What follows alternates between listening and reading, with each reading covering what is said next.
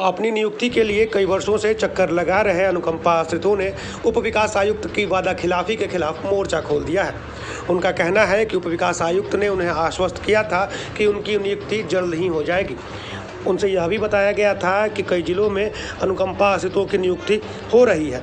ऐसे में उन्होंने भी कहा था कि जल्द ही नियुक्ति कर दी जाएगी और इसके लिए पत्र भी जारी कर दिया था, जिसमें यह कहा गया था कि अगस्त माह में सभी की नियुक्ति कर दी जाएगी, लेकिन अब तक नियुक्ति नहीं की गई है। ऐसे में उप विकास आयुक्त की वादाखिलाफी के खिलाफ लगातार प्रदर्शन किया जाएगा।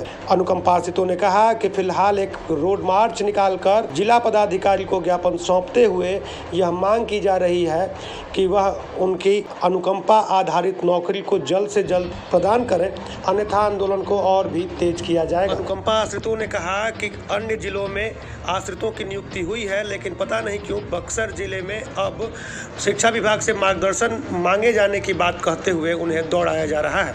ऐसे में अब वह अपनी मांग को लेकर अनिश्चितकालीन धरना प्रदर्शन और आंदोलन करते रहेंगे। अब हम लोग क्या कर सकते हैं। डीडी साहब ने, जिला प्रशासन ने एक लेटर निकाल दिए कि आप लोग इस शेड्यूल के तहत, माध्यम के तहत जो है आप लोग काम होगा।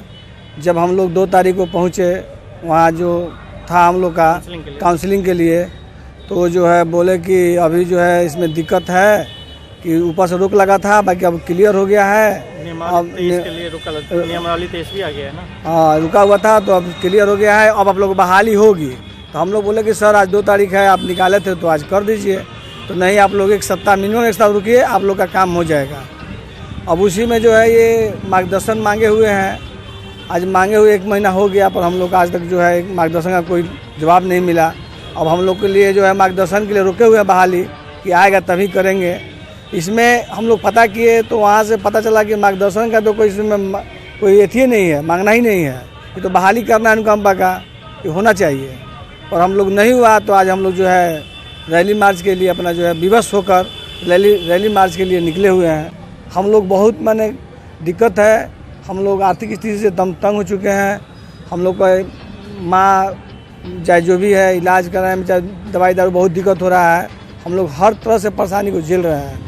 आज भुगम के किसी का 8 साल, किसी का 9 साल, किसी का 11 साल हो गया, और आज तक हम लोग जो है रोड पे इसी तरह जो है घूम रहे हैं। हम लोग कोई बात आश्वासन मिल रहा है, कोई हम लोग बात सुनने वाला नहीं है। हम लोग 15 मई से धरना पर बैठे थे और 14 जून को हम लोग को शेड्यूल निकला था।